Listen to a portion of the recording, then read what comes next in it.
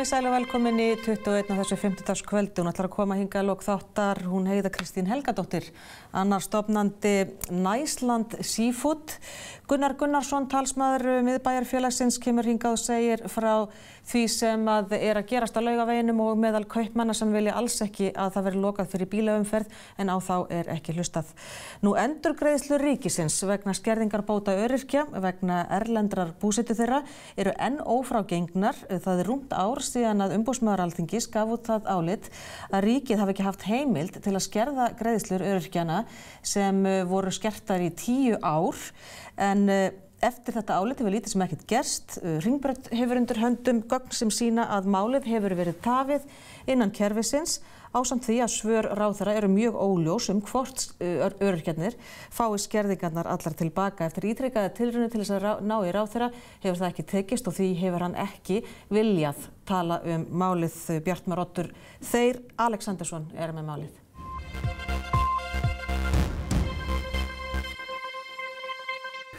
Velkomin í 21. Ég hér með Þuríði Hörpu Sigurdóttur, formann Öryrkjabandalagsins. Vertu velkomin. Takk fyrir. Mér langaði að ræða við þig þetta mál, þessa töf á greiðslum vegna búsetuskerðingar sem ríkið búið að vera núna, gera í næstum meira en 10 ár. Hvernig finnst þér þessi baráttu að vera búin að vera að taka sig? Ríkið búin að vera að sinna ykkur? Augljóslega hefur ríkið ekki verið að sinna okkur. Það er 10 ár síðan að við fyrst bentum á að þetta væri hlýtur að vera gert framkvæmt með ólögmætum hætti. Fólk var að fá mjög litla greiðslur sem við töldum að væri bara bryti í bága við þau lög sem voru í gildi og eru í gildi. Þetta búið að taka, eins og sagðir, 10 ár og þetta búið að vera langt og strangt og sérstaklega undanfarið ár, allavega síðan ég kom að þessu, hefur þetta verið nánast upp á hvern dag. Þannig að okkur finnst að eftir álit umboðsmanns sem var núna í júní fyrir ári síðan, að þá hafi hlutirnir tekið alveg ótrúlega langan tíma. Það ekki ennþá farið að greiða fólki rétt út og við gerðum þá kröfu að fólk byrjaði að fá rétta greiðslur í janúar og það hefur ekki orðið ennþá. Nú samt byrjað að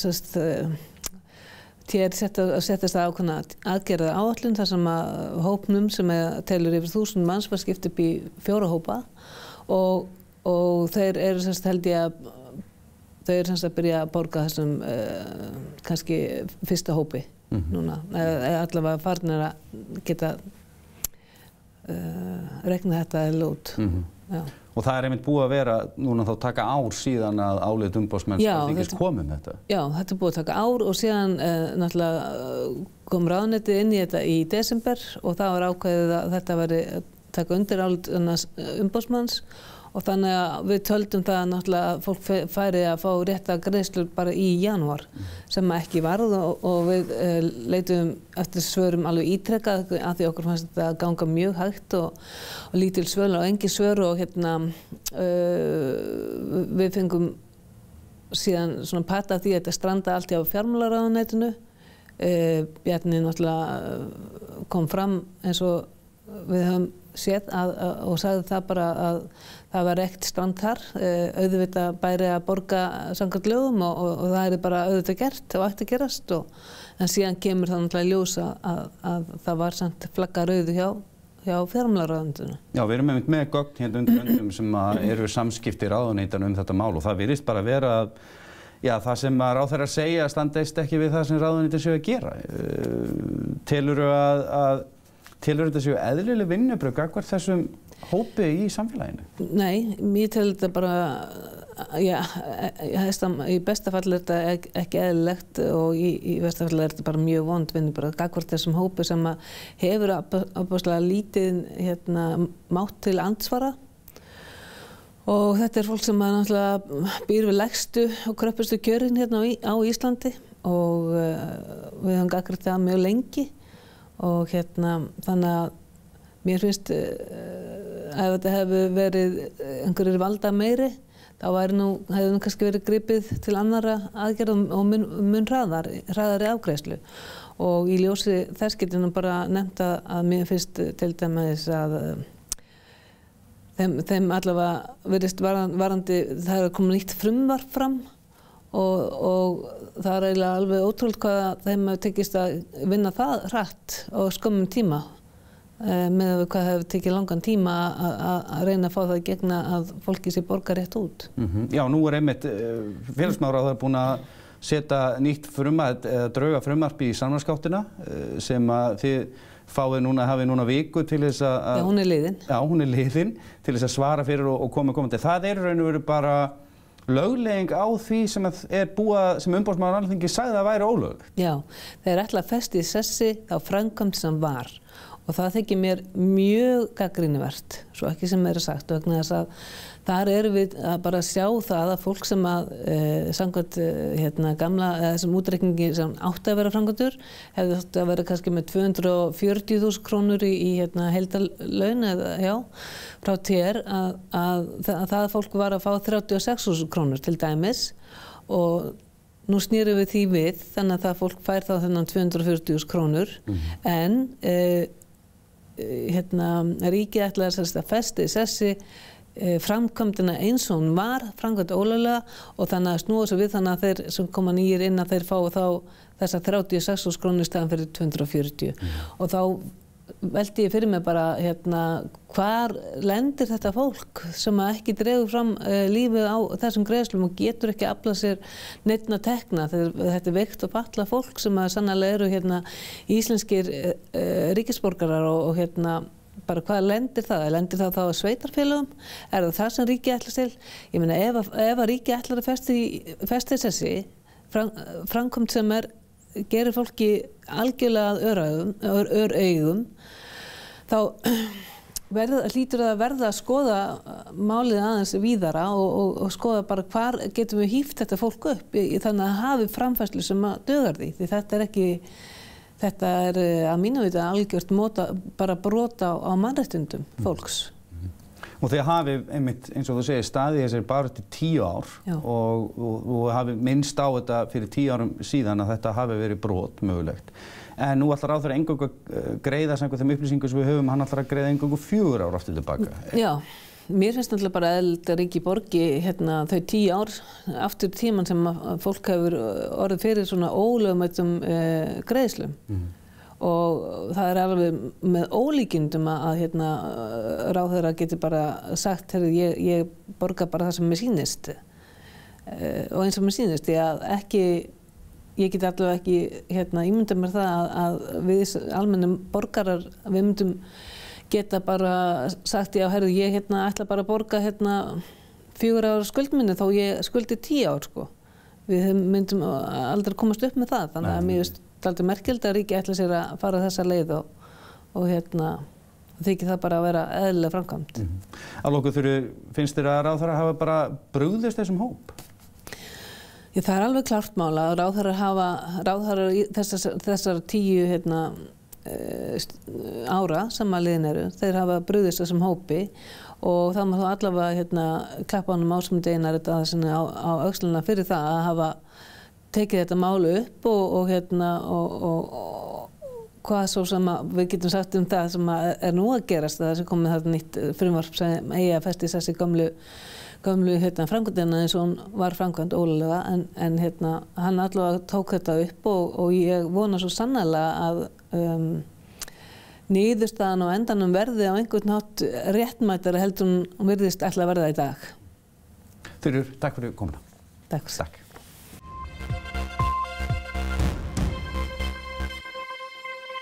Við höldum hér umræðan áfram skerðingu á bótum til öryrkja. Hún Halldóra Mogensen, þingmaður Pírata og formaður velferðarnefndar mætt til mín. Velkomin. Já, takk. Mér langar aðeins að spyrja, nú ég búin að vera ítarlega að skoða þessi gögn sem við höfum undir höndum, það eru tölvupóssamskipti ráðuneytanna þetta mál. Nú hefur þú einmitt verið að kalla mikið eftir þessum gögnum. Hvað getur þú sagt mér, hvað var eiginlega að gerast? Var þetta mál? Já, sko þetta mál kom upphaflega til sen eftir álit umboðsmanns kom út þar sem að samkvæmt álit umboðsmanns Alþingis að það var túlkun Tryggingastofnunar á íslenskum lögum almannatryggingar og líka á EES-reglugerð röng. Og það mál fer til stjórnskipunar- og eftirlitsnefndar sem að tekur það upp og biður ráðuneyti viðbrögð, minnisblöð, félagsmálaráðuneyti og bíða eftir því í dágóðan tíma. Þegar það kemur þá er málinu vísað til okkar í velferðarnefnd og þar kemur fram að ráðuneyti bara tekur undir með umboðsmanni Alþingis sem mjög gott. Nema hvað að við förum á fullu í velferðarnefnd að afla okkur upplýsingum um þetta mál, fá Tryggingastofnun og ráðherra og fleiri á fund og förum ég fer mikið óundirbúnar fyrirspurnir við ráðherra og einnig Guðmundur Ingi var mjög duglegur að því við fjármálaráðherra líka og þá kemur í ljós að við erum að fá bara ofboðslega misvísandi upplýsingar frá annars vegar félags- og barnamálaráðherra og frá fjármálaráðherra varðandi hvers vegna ekki byrjað strax að greiða réttar bætur til framtíðar út af því að sko það eitt að leiðrétta afturvirkt eins og hefur verið talið og að ráðherra ætla að gera til 4 ára að brot sem búið eigi sér stað í mun fleiri ár, 10 ár allavega að það var ekki strax byrjað að leiðrétta greiðslurnar þar að fólk væri að fá rétt greitt til framtíðar út af því að það ekki búið að vera, það hefur ennþá verið að greiða öryrkjum þessar ólögmætu búsetuskerðingar, það verið að búsetuskerða ólöglega ennþá og verið að reikna þetta út á gamla mátan. Þetta var það sem ýtti allavega mér í þá átt að ég baði velferðarnefnd að styðja við það að við myndum biðja allar skriflegar bara öll skrifleg samskipti ráðuneytanna, fjármálaráðuneytisins, við félagsmálaráðuneytisins og við Tryggingastofnun út af því að félagsmálaráðherra var búin að segja trekk í trekk við okkur í nefndinni að það vantaði einhverja fjárheimild til þess að greiða og þrátt fyrir að ég spurði hann oft af hverju þarftu fjárheimild til þess að greiða samkvæmt lögum, þetta ekki rökrétt, þetta stenst ekki skoðun að setja þetta fram á þannan hátt.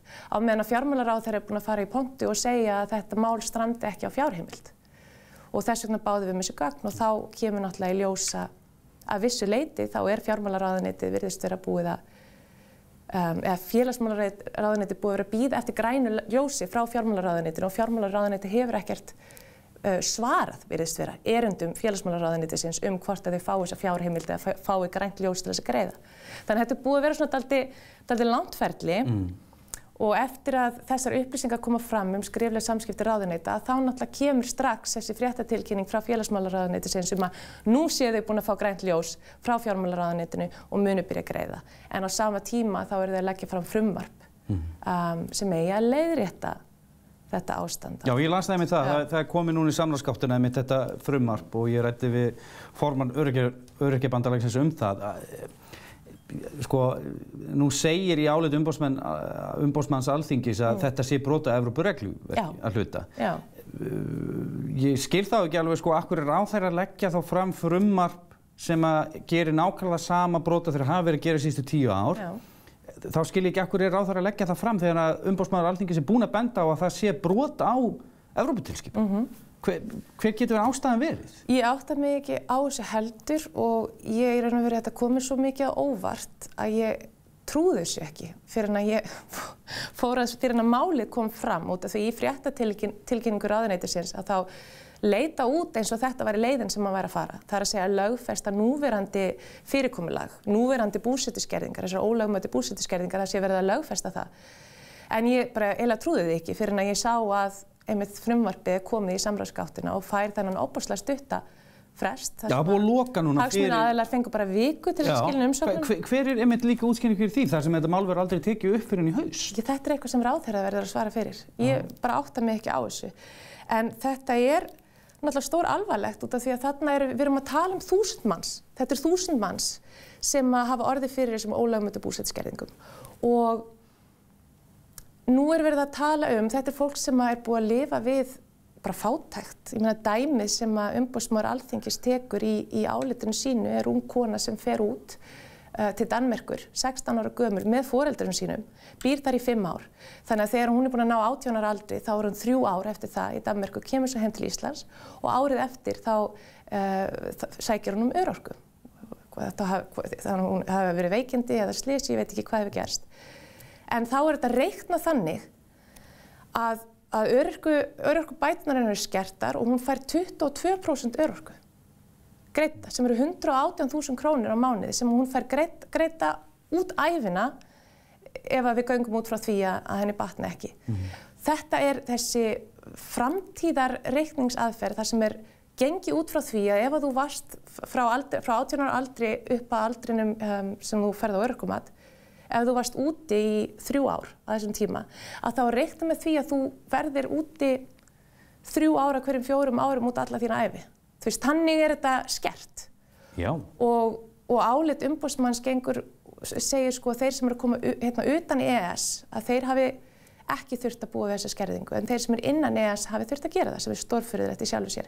En svar ráðherra við þessu virðist vera að skerða réttindi þeirra sem eru utan EES til þess að fá þá niður í sömu lágu laun og þeir sem eru innan EES frekar heldur en að leiðrétta kjör þeirra sem eru... Já, það markmið núna með þessu reglum. Það raunir að láta bara byrja að skerða þá sem voru ekki fyrir skerðingu áður, af því voru fyrir utan EES. En núna virðist bara frumvarpið bara skerða alla. Já, þannig að það bara stækka þann hóp sem lifir við sárafátækt á Íslandi og það bara stórfurðuleg niðurstaða og það þarf að spyrja ráðherra út í þetta. Já, ég fór yfir þessi tölvupóssamskipti sem hafa átt sér stað og það vaknaði mér bara rosalega margar spurningar sko, hæfi þessar ráðuneyta til að sinna þessu mála því sko, samkvæmt mínum heimildum sem ég hef fyrir varðandi sko, greiðslukerfi Tryggingastofnunar, það ekkert sem að í raun og veru stæði veg fyrir að þau geta bara borgað þetta strax og í raun og veru leyft síðan áætlunum eins og þeir gera í dag, þá ef þeir oft greiða þá senda þeir bara bakreikning seinna og ef þeir greiða ekki nóg mikið þá bara greitt eftir áramót og kerfið þannig sett upp að það lagar í raun og veru sjálft sig. Ég skil þá ekki sko, ef það voru fjárheimildir til staðar, það var ekkert sem var að stöðva þetta, Tryggingastofnun hefði getað að fara strax á stað. Hvað ástæðan fyrir að þetta búið að vera tafið í þessar greiðslur í heilt ár?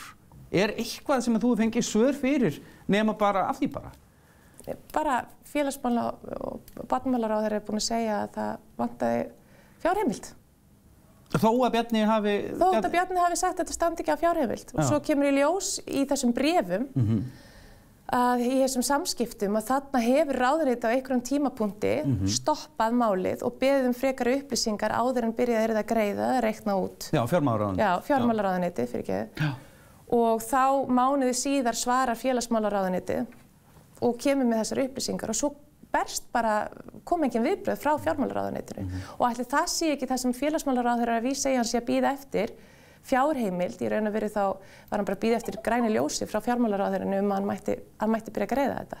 Þannig að þetta er algjörlega ábyrgð félagsmálaráðherra. Hann á að passa upp á það að það sé greitt samkvæmt lögum og það er nokkuð skýrt af ákvæði 41. greinar almannatryggingalaga að Tryggingastofnun má ekki bíða með greiðslur. Fyrir samkvæmt ákvæðinu þá getur Tryggingastofnun frestað að taka ákvörðun greiðslu bóta ef skort á nauðsynlegum upplýsingum má rekja til umsækjanda. Þetta er eina heimildin sem Tryggingastofnun hefur til þess að fresta greiðslu bóta. Þannig að þarna er búið að brjóta greinilega lög. Ég get ekki séð annað en að svo sé. Og ráðherra náttúrulega átt að beita sér strax fyrir því að Tryggingastofnun væri að greiða samkvæmt réttu búsetuhlutfalli. Og þetta er mjög skýrt í lögunum að þessi framtíðar útreikningsregla það er ekki stóð í lögunum fyrir þessari aðferðafræði til þess að og nú er búið að vera að bíða eftir að álitið kemur, eftir að ráðuneytið tekur undir með umboðsmanni Alþingis að þá er verið að bíða áfram með að greiða þetta og nú er aðgerðaráætlun Tryggingastofnunar kemur fram og segir að fólk þurfa að bíða, stór hópur 80% af þessum 1000 manns, 800 manns þurfa mögulega að bíða í 1-2 ár í viðbót. Já, vegna útreikninga. Eftir að fá greiðslunar, réttargreiðslur, vegna þess að það er talið svo mikil þörf á að afla upplýsinga erlendis frá réttarstöðu þessara einstaklega erlendis en það stenst heldur ekki lög. Það á bara að byrja að greiða þetta, ef að ykkur fær ofgreitt þá bara að gera það upp eftir og þetta er mjög einfalt bara mikilvægt að koma fram að Tryggingastofnun hefur aðgangað kennitölum allra lífeyrisþega, upplýsingar búsetu gegnum þjóðskrá, gildistíma allra örorkumata og þetta eru einu upplýsingarnar sem þarf til þess að geta reikna út búsetuhlutfall örorkulífeyrisþega. Þú veist, auk þess hefur Tryggingastofnun aðgengi að staðgreiðsluskrá og íslenskum skattframtölum og þeir sem búa erlendis þeim gert að senda inn skattframtal frá búsetulandinu sínu, annars greiðslurnar þeirra stöðvar. Þannig að það ekkert því til fyrirstöðu. Tryggingastofnun hefur allar upplýsingar sem til þarf til þess að greiða fólk réttar bætur. Síðan það líka sem við erum búin að vera að fara ítalega í þetta og lesa öll þessi tölvupóstssamskipti sem eru mikil út af þessu máli og það kemur sem líka virðist bara verið gert þátt ákvörðun ráðherra félagsmála að hafa þetta bara 4 ár. Það virðist ekki vera nein sérstök lagaleg rök fyrir því akkur þetta eru 4 ár en ekki 10 ár og síðan einnig ekki búið að svara ennþá þeirri spurningu hvort að greiðslur munu innihalda dráttarvexti. Já. Sem náttúrulega bara á að gerast eftir venjulegum kröfurétti. Þetta í alvörunni vinnubrögð sem þetta að gerast reglulega? Þetta bara út af því að þetta fólk sem hefur enga sérstakar rödd í samfélaginu? Eins og ég segi, ég er óbúslega erfitt með að átta mig á því nákvæmlega hvers vegna farið svona að þessu.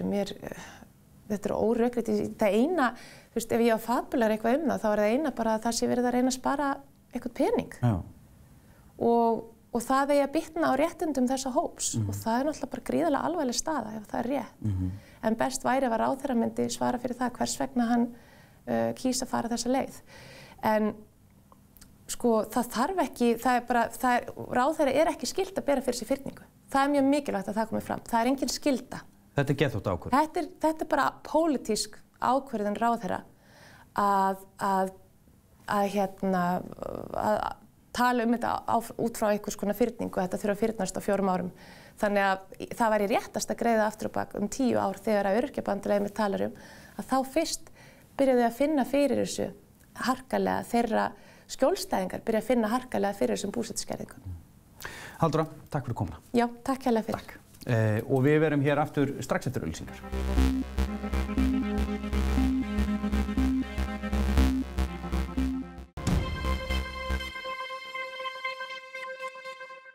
Og við ætlum að huga að miðborginni, við vorum að fjalla Höfðatorgið í gær, en það sem öllu pólitískara hvað að gerast með Laugaveginn og meira Skólavörðustíginn og Bankastrætið. Það var í mars sem að yfir 240 verslunareigendur á Laugaveginum skrifuðu undir og mótmæltu því að það ætti að loka allan ársins hring þá verslunargötunum, Laugavegi og þar í kring. Það var athöfn þar sem að borgarstjóri tók við þessum undirskriftum og þar eru bara hérna við undirritaðir rekstrar aðilar við Laugaveg, Skólavörðustíg, Bankastræti og nágrenni mótmælum lokunum gatnanna fyrir bílaumferð.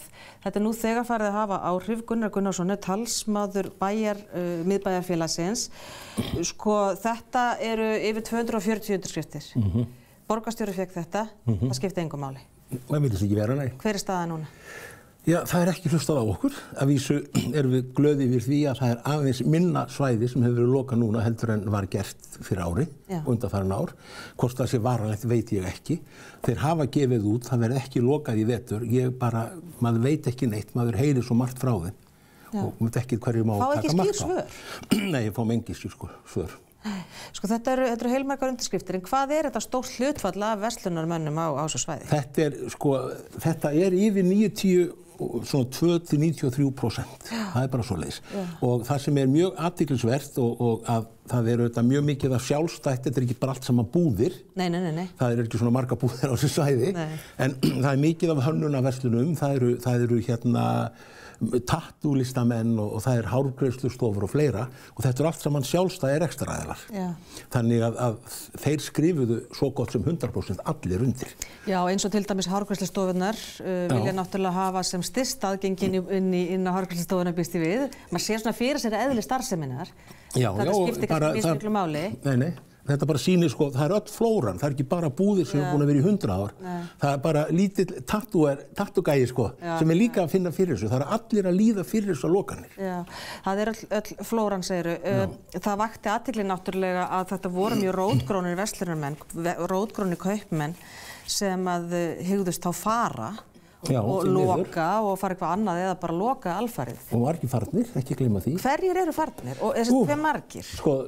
Það eru núna samkvæmt upplýsingum frá þessari ráðstefnu sem ég komst nú ekki á en ég hef lesið þá eru 46 laus rými nú þegar á þessu svæði sem auðvitað fáránlega mikið. Síðan hvenær? Losnuðu þá bara frá áramótum? Það búið að vera mjög mikið rót frá áramótum og bara síðustu mánaðamót þá fóru 5 verslanir. Bara síðustu mánaðamót, það var Reykjavík Fótó, þeir fóru upp á Laugu 178 sem alveg undir Hilton Hotel. Tískuverslunin Brá, hún fór í Mörkina.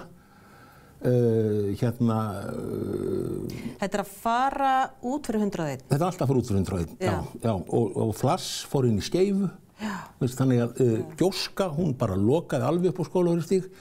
Spakmannsbjarir eftir nærri 30 ár, konar inn á Háaletisbraut.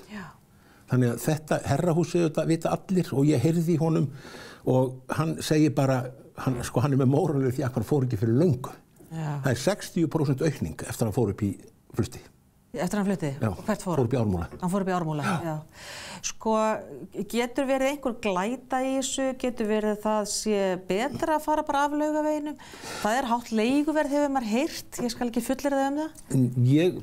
Það sem þetta þarf að gera, það þarf að það er mjög mikið af mjög flottum verslunum sem betur fer eftir. Og ástæðan fyrir því að við erum að fara á stað með þessi að fórum á stað með þessu undirskrift er að það við viljum halda í þessa verslanir. Við viljum hafa Laugaveg okkar aðal verslunargötu, en við viljum líka Laugaveginu sé fyrir Íslendinga. Og það sem er sorglegt er það að fara góðar, flottar verslanir sem höfða kannski til Íslendinga meira heldur en margar aðra búðir og í staðinn fáum við svona einsleitar búðir sem er ekki að byggja sína afkomu á Íslendingum. Þessar sérverslanir sem við erum vön að hafa þarna. Við viljum hafa gullsmiðina, við viljum hafa flotta tískuverslanir, við viljum hafa þetta allt saman þarna. Og þess vegna er svo sorglegt að horfa eftir svona verslurum fara vegna þess að það er ekki hlustað á þá þó það sé hægt að leggja fram gögn og rök sem sýna það að það verður eftir verslunartegundum milli 30–50% samdráttur þegar að lokað er og þá skiptir engu máli hvort að búðin sé á lokuðu svæði eða ekki. Eru þið þá með þessar tölur út frá það tímabundnum lokunum? Já, þetta er bara það sem að fyrirtæki bara sjá, þetta bara sést svart og hvítt. Já, það loka á þessum tíma og það dregst saman. Og svo það sem er verra að þeir Íslendingarnir skila sér síðan aftur færri tilbaka þegar opnað er aftur. Við getum orðað þannig að segja það séu 1000 kúnnar fyrir miðborgina, svo er lokað og þá fækkar þeim verulega. Síðan þegar opnað er aftur, þá skila bara 900 sér tilbaka. Og svona með hverju árinu hefur fólk verið, það er búið að vera að venja fólk á það að fara ekki miðborgina, fara eitthvað annað. Og þegar þú ert að fara þarna og veist ekkert hvar er opið, hvar er lokað, erfitt að fá stæði, stöðumælasektir og annað slíkt, þá verður bara afundin af miðborginni, þú nennir þess ekki lengur.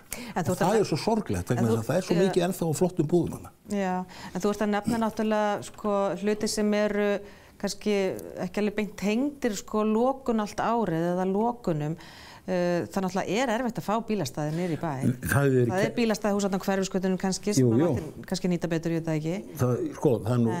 Það er markvisst verið fækkað bílastæðum. Þetta er búið að vera stefna borgaryfirvalda árum saman að þrengja að einkabílnum, þrengja að bílaumferð bæinn og fækka bílastæðum. Veistu hve mikið? Hefur ykkur hugmynd hvve mikið þeim hefur? Nei, einhvern tímann heyrði ég nú töluna milli 700 og 800 og þó að komið þarna 1000 stæði undir Hafnatorg, þá ert þú ekki að fara að leggja á Hafnatorg og labba efst upp á Skólavörðustíg. Nei. Ekki nema að setja bara fara í góða heilsubótagöngu. Já, en þetta er svolítið að sumir tala miðborgina og eru þá að taka inn, þú veist, ákveðið svæði eins og bílastæðinni Hafnatorginu, en svo eru aðrir að tala miðborgina og eru þá að tala eitthvað annað svæði, þannig við erum að tala kannski svolítið sitthvað hluti. Já, sama leyti. En þegar þú segir við, þá ert að tala rekstraraðila. Þá er ég að tala rekstraraðila, já. Veistu eitthvað svona almenningsálitið?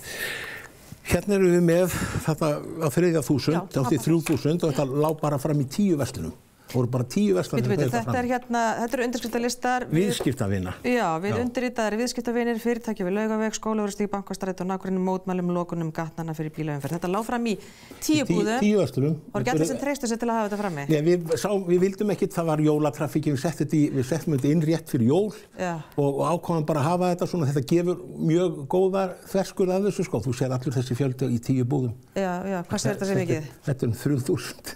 3.000, já. Þessu að safna saman. Og það sem meira er, það eru nokkra búðir ennþá með listana frammi. því að menn eru svo reiðir. Menn að bara berjast fyrir lífi sínu marga verslanir. Ég sá auglýsingu í dag síðast, hvort það var í Morgunblaðinu eða hvað, að Sigurboginn með auglýsingu, við erum að loka. Já, ég veit það. Og hann skrifaði undir. Já, og afsláttur að vera nú þar þá. Eru fleiri svona kannski en rótgrónari búðir sem Sko, nú ég auðvitað, þó ég starfi með mjög stórum hópi kaupmanna, þá ég auðvitað bundið smá trúnaði. En ég veit alveg fyrir víst að það eru allt og margir að velta fyrir sér stöðunni hvað ég að gera. Því að þeir sjá ekki fram á enn eitt lokunarsumarið. Þetta búið að skaða þá, þetta búið að vera svo mikið högg undanfarin ár.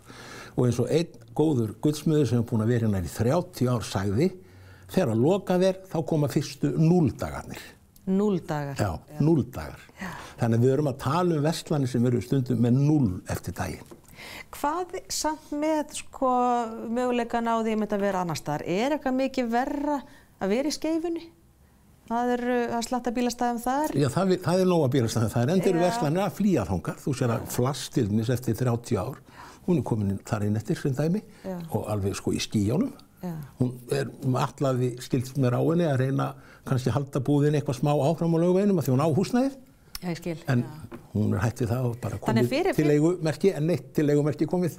Já, Laugavegurinn að vera svolítið svona. Hann að vera svolítið svona til leigu, sko. Já. En það eru einstaka kaupmenn og rekstrar aðilar sem eru bara ánægðir með nýja húsnæðið fyrir utan 101. Þú ert að segja það? Já, ég hef ekki heyrt í neinu sem hefur flutt sem ekki í skýjónum. Já, þannig það er ömurlegt að þurfa að segja þetta.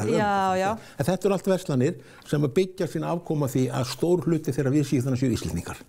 Og það er það sem við okkar barátta snýst að fá Íslendingarna í bæinn. Það er það sem við erum að reyna að gera. Og þá verður að vera hægt að koma í bæinn.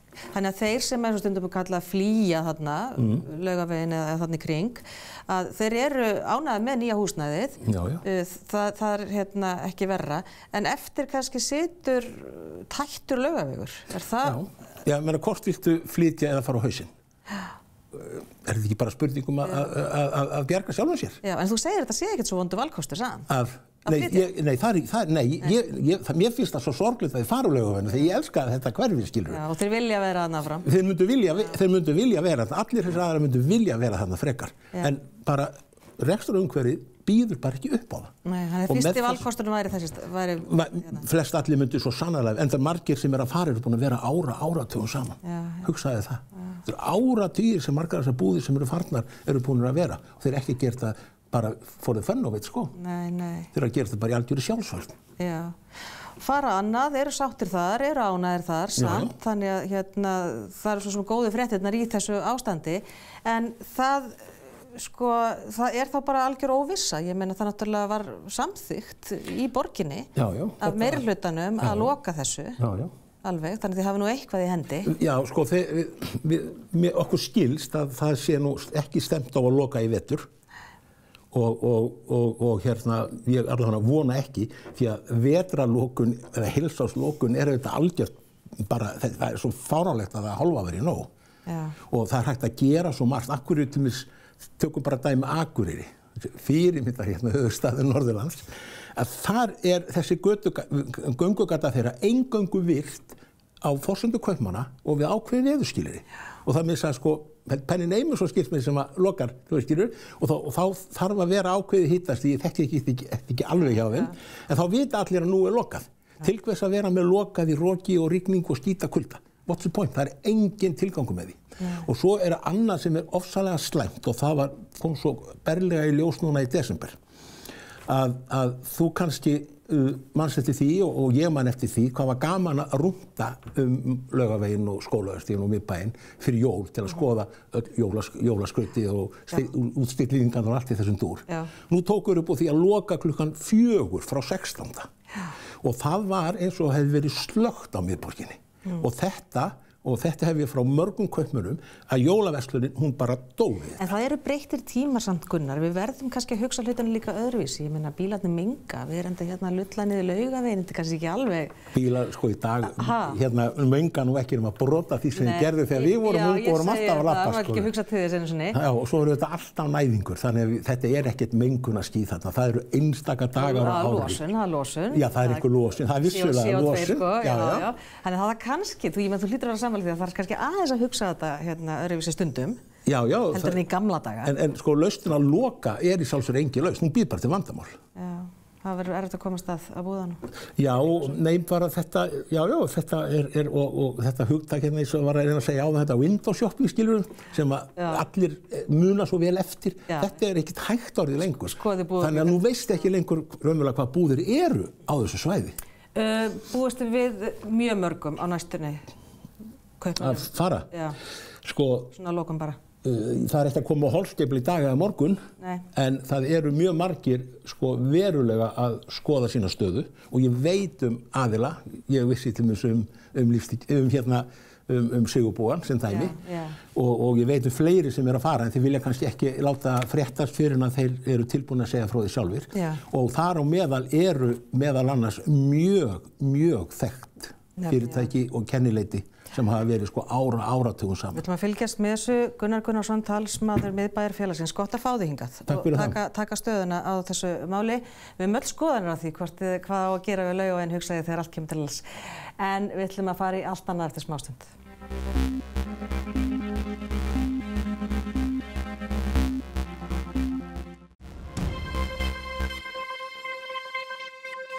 Og við höldum áfram hér í 21. Það eru miklir hagsmunir þegar að fiskútflutningur er annars vegar. Við spyrjum, skiptir máli að við veiðum hvali þegar að kemur að því að selja íslenskan fisk erlendis. Heiða Kristín Helgadóttir er annar stofnenda sjávarafurðafyrirtækisins, Iceland Seafood, sem að selur sjávarfang til Bandaríkjanna. Það er nýsköpunarfyrirtæki sjálfur sér og byggir á gömlum grunni að stórum hluta. Heiða Kristín sest hér, áður við kannski förum í þessa spurningu með hvalveiðarnar. Já.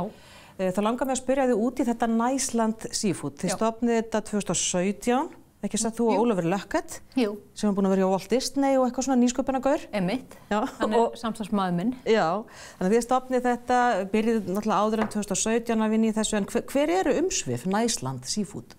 Í dag erum við komin með þetta vörumerki inn á markað í Bandaríkjunum, inn í miðríkin, svona í kringum Chicago og Minneapolis og svona svæðin í kringum vötnin þar. Og svo erum við í raun og veru byrjuðum í Denver í Colorado og það átti sér nokkrar skýringar, bæði meðal annars að Oliver vann þar áður og bjó og átti svona tengingar þangað. Og svo fundum við þar ágæta samstarfsfélaga sem voru til í að koma í þetta svona tilraunaverkefni með okkur að byggja upp þetta vörumerki á þessu svæði og svo hjálpaði líka til að það hefur ekki verið mikill fiskur fluttur beint út til Denver í beinu flugi. Þannig að það var pláss í vélunum, þannig að það var svona alls konar hluti sem réðu því. Þannig að við erum svona komin með nokkur styrkar stóður þar og erum komið 5 starfsmenn bandaríska í Denver. Og svo erum við að hasla okkur völlin í Flórida og Texas og svona Suðurríkjunum. Þannig að þetta svona er í smá skrefum, en auðvitað, þú veist, bandaríkjamarkaður er risastór. Þannig að allt sem er lítið þar, eða þykir lítið þar, er nokkuð umfangsmikið og stórt, sko. Já, fyrir okkur. Þið hafið gert samning við einhverja verslanir, er það ekki? Já, við erum inn í nokkrum verslanakeðjum og hugmyndin hjá okkur er að ganga svolítið lengra í þessu samstarfi og vita mjög vel hvar vörurnar okkar eru, hvernig þær eru presenteraðar og fylgja því nokkuð vel á eftir að vörurnar sem við erum að bjóða upp á séu velmerktar, merktar með okkar vörumerki og kynna þá sögu sem býr að baki íslenskum sjávarútvegi, sem er mjög merkilegt. Nú geta eflaust mörg útflutningsfyrirtæki í fiskafurðum sagt það sama. Vel góða merkingar, hvaðan það kemur, ferskleikin og allt þetta. Hverju hafið þið bætt við í sjálfu sér? Sko, það er alveg mín upplifun að merkingar og svona hugmynd neytandans og sérstaklega kannski á Bandaríkjamarkaði íslenskan fisk hefur verið mjög ábótavant. Það var á einhverjum tíma punkti svona mikil vitund það að íslenskur fiskur væri mikið gæði og allt þetta. En ég held við höfum á einhverjum tímapunkti að missa þetta frá okkur. Þannig sem sjálfsagðan hlut kannski. Já, og svona fólk bara vissi það að þetta væri ferskt. Og svona svolítið kannski ef þú ert búin að gera þetta einu sinni þá þarftu ekki að gera þetta aftur. En það er svolítið þannig með markaðssetningu að þú þarft stanslaust að vera að hamra á henni og fíntjúnana og betrumbætana og halda starfinu gangandi. Það er eins og Coca-Cola? Já, algjörlega. Frægasta vörumerki í heimi? Já, og bara stærstu vörumerki í heimi eyða ofsalega stórum hluta af sínu budgeti í markaðssetningu. Þó maður myndi halda þess þyrfti ekki því það væri búið að gera það. Þetta er aldrei komið? Þetta er aldrei komið nefnilega. Og þess vegna held ég að séu mjög mikil tækifæri í því að koma þessari vöru á framfæri við neytendur og líka söguna sem býr að baki og kannski einhverju leyti hefur bara farið meiri fókus í veiðar og vinnslu sem er mjög skiljanlegt og við náttúrulega skörum fram úr þar. Í nýtingunni? Í nýtingu og bara í þeim gæðum sem við getum boðið upp á. Akkurat. En það hefur kannski að mínu dómi vantað þennan framenda og tengingu okkar við það hvaða neytendur eru að velja þessa vöru og af hverju og möguleika líka á því að fá hærra verð fyrir vöruna í staðinn fyrir það. Já, akkurat. Verðlagningin kemur þarna inn í. En á heimasíðinu ykkar, sem er mjög lifandi og skemmtileg, ég verð bara að segja það, þá sér maður að rekjanleikinn á fiskinum virðist vera grunnhugmyndin. Já. Og það er einhvers konar svona kóði á pakningunum og sem þú nota gemsaðinn með. Já, við höfum verið að þróa svona, að því að partur af því, ég meina hvernig segir þessu sögu? Þú getur sagt hana auðvitað á samfélagsmiðlum, þú getur sagt hana með merkingum í versluninni, þú getur verið með demo í búðum og verið með fólk sem er að segja söguna. En svona eitt lag af því sem við höfum verið að leggja áherslu á er líka bara þessi svona tækni þróun og það sem er mjög gott við íslenska sjávarútvegi er að það er rosa mikið af gögnum og mjög mikið af upplýsingum sem er verið að safna, bæði opinberum upplýsingum og svo upplýsingar úr öllum þessum stórkostlegu tækjum sem við notum til þess að búa til endanlegu vöruna, þannig að bæði fyrirtæki eins og Innova og sem að Marel sem er í Marel græjunum öllum og svo Valka og allar þessi stórkostlegu iðnaðir sem er í kringum þetta, þar náttúrulega safnast ótrúlega mikið magn af mjög áhugaverðum upplýsingum fyrir neytendur en þú veist, neytandinn hefur ekki á neinum stað einhvern eitt sors af þessum upplýsingum. Þannig að svona partur af því sem við Ólífer rákum okkur svolítið á þegar við fórum að byrja að skoða þetta var að alls staðar sem við fórum okkur á ráðstefnur eða tölum við fólki í iðnaðinum var alltaf bara, jú, þetta er fullkomlega rekjanlegt og fiskurinn okkar er rekjanlegur. En Ólífer er svona einstaklingur og vill fá að sjá allt, sko, og getur ekki endilega hendi í hann skýrslu frá Fiskistofu, sko. Og partur af því sem kom upp úr því samtali var bara að þetta er ekki rekjanlegt nema ég geti skilið það á 2 mínútum. Já, nákvæmlega. Og það er það sem neytandinn þarf að geta gert, ekki? Já, þú veist, það er engin bandarískur neytandi að fara inn á fiskistofa.is, þú veist, það er ekki að fara að gerast. Þannig að þú veist, okkar ábyrgð er að koma þessu skiljanlega á framfæri og það höfum við gert með þessari QR-kóða tækni sem við höfum verið að þróa, það sem að bara við köllum fram allar upplýsingar og allar okkar sendingar fara út með þessum QR-kóða sem að rekur þá ferðalag vörunar frá bara veiðum, vinnslu, flutningi og svo bara enda flutningi inn í verslunina eða inn á veitingastað. Þannig að sko þetta er, ég er bara með þá snjallsíman og ég er að kaupa í verslun í Ameríku og þetta er svona merking, svona típisk einhver svona sem maður getur sett síman. Það er bara svona við hliðin á það sem segir þetta sé íslenskur þorskur, þú veist, og hann kosti X, þú veist, og þá er merkið miðið fyrir neðan sem er svona með útlínum af Íslandi og inn í því er QR-kóði. Og nú er svo tækni orðin þannig að einast þú þarft að gera bara að opna kameruna þína í iPhone-unu þínum eða Android-símanu þínum og þá birtist þessi linkur, sem sagt. Og bara hvaða skip veiti fisk? Já. Og hver áhöfnin er á því skipi og þú veist, og í raun og veru eru möguleikarnir endalausir. Þú veist, það er líka möguleiki fyrir okkur að co-branda okkur með þessum retail aðilum og þeir geta verið að bjóða, þú veist, afslætti af einhverjum öðrum vörum eða krydd eða hvaða eina skilur þú veist. Co-branda með retailera? Já, fyrir ekki. Ég er að reyna að vanda mér í íslenskunni. Verandi útflutningi, já. Þá erum við bjóða okkar samstarfsaðilum sem eru verslanir til dæmis að koma sínum vörumerkjum á framfæri og af því að þetta er svona tímalínu og neðst í tímalínu sést í hvaða verslun þetta er og þú getur farið þá undir síður þar og þar gæti verslunin verið að bjóða upp á einhver afslætti kornbletti eða komið einhverja sínu efni til skila líka. Já, meðfram íslenska fiskinum. Já, ég skil þig. Þannig að þetta styðji við hvort annað. Styðji við hvort annað og ég meina verslun að gangi gegnum mjög mikla svona endurnýjun lífdaga eða eitthvað svona á tímamótum allavega vegna þess að þú veist netverslun auðvitað að reiða sér verulega til rúms aðstæðar annars staðar. Sjálfvirknin. Já, og allt þetta. Þú veist þannig að allar verslanir eru líka að leita að leiðum bara hvernig get ég gert mína verslun áhugaverða, spennandi og fengið fólk þar inn og þannig að þú veist við erum að leita bara alla leiða við að svona búa til nokkuð stöðugt samstarf við þessa aðila það hvernig við komum bæði okkar vörumerki á framfæri og líka þeirra. Veistu hvað þið náið til margra neytenda? Eru þið með... Sko við höfum verið að keyra þetta prógram sko núna síðan í byrjun janúar og við höfum allavega, þessi kóð okkar hefur verið skannaður hátt í 2000 sinnum á 22 stöðum í Bandaríkjunum og það hefur ekki farið sko mikið púður í endilega þennan enda á verkefninu þannig að við sjáum alveg mjög mikil tækifæri að ýta enn frekar undir þetta og við sjáum að þú veist þegar við förum inn í verslanir með svona demo og erum á staðnum með fólk að segja frá okkar vörum þá svona fer þetta upp á við og þetta líka svona ný leið sem kannski að reiða sig til rúms að fólk noti þessa aðferð, þessa QR-kóða. Hún mjög mikið notuð í Asíu. Fólki í Kína til dæmis notar QR-kóða til þess að versla, borga, færa milli peninga og notar það í raun og veru til þess að fara inn á samfélagsmiðla sem eru þar og annað. Þannig að þetta er svona, og þess vegna hefur þetta ýtt þessari svona þróun inn í hefðbundnu síma sko. Þurfum kannski að venjast að nota þetta, en svo við höldum til Haga Heiða þá sko eru þið byggið þetta ekki á ekki neinu? Nei. Þið byggið þetta á eldri þekkingu, á útflutningi á íslenskum fiski, ekki svo? Sannarlega.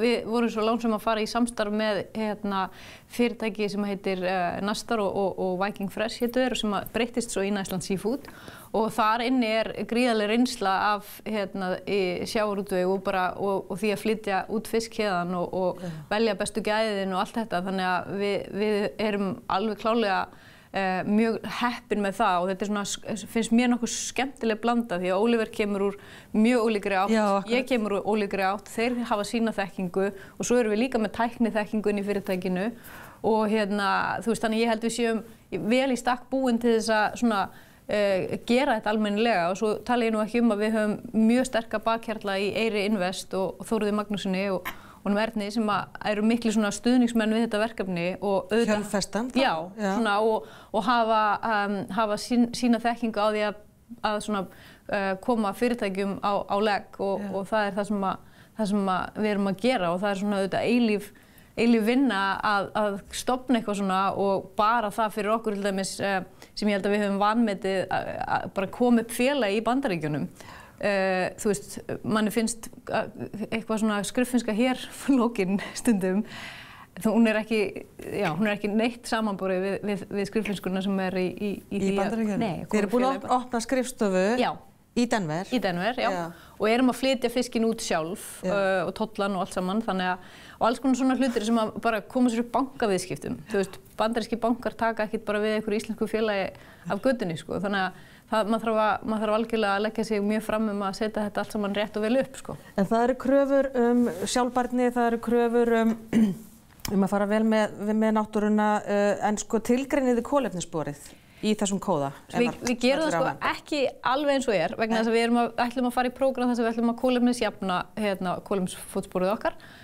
Við erum með þessar upplýsingar og en viljum vera svona komin með lausnina á hinum endanum áður en að við verðum þar en við gætum svo sem alveg gert það fyrir henni. Það er næsta skref? Já, það er svona partur af þessu og ég meina það að byggja upp vörumerki er ekkert annað en að byggja upp hughrif og gildi og viðmið sem að passa þessu vörumerki og umhverfisvernd og svona umhverfissjónarmið fyrir þetta vörumerki eru mjög mikilvæg. Það er bara einn háværasta krafan í dag. Algjörlega. Held ég að sé. Já. En varðandi hvalveiðarnar, hafið þið orðið vör við að á Bandaríkjamarkaði skipti það máli hvort við veiðum hvali eða ekki? og kannski langreyðar helst verið að tala þær. Já, sko ég myndi segja það og það sem að kannski ég hef verið að vekja máls á varðandi hvalveiðarnar aðalega bara þessi yfirvofandi hætta og áhætta sem við erum að taka, sem ég finnst fullkomlega ólíðandi vegna þess að við erum í stöðu þar sem að, við erum að flytja út fisk, við erum að flytja út ferðamenn og við erum að flytja út ál. Og það eru opinber markmið að ýta undir og auka útflutning á Íslandi umtalsvert. Ég man ekki hvort það var 100 milljarðir á viku eða eitthvað álíka til þess að standa undir núverandi lífsgæðum. 1 milljarð á viku kannski. En það breytir ekki því að við þurfum að styrkja stoðir útflutnings til þess að geta haldið áfram bara að lifa því lífi sem við gerum. Já. Og það benda allar kannanir sem að til eru til þess að neytendur á þessum mörkuðum, bæði í Kanada og Bandaríkjunum, séu yfirgnæfandi mæli mjög andvígir því að kaupa vörur frá löndum sem að stunda hvalveiðar. Já. Og mér finnst við vera að tefla þarna í tvísýnu mjög miklum hagsmunum vegna þess að hvað ætlum við að gera annað með sjávarútveginn? Ætlum við að veiða meiri fisk? Það eiginlega ekki í boði. Við erum að fullnýta þann fisk sem við erum að veiða og erum að fullnýta afurðina mjög vel. Það eina sem við getum gert að fara ofar í keðjunni og ná meiri virði út úr þeirri vöru sem við höfum í dag. Og ein leið til þess að fara inn á vel borgandi markaði þar sem fólk sem tilbúið að greiða meira fyrir vöru sem að því finnst samræmast þeim gildum og viðmiðum sem þau tengja við þessa vöru.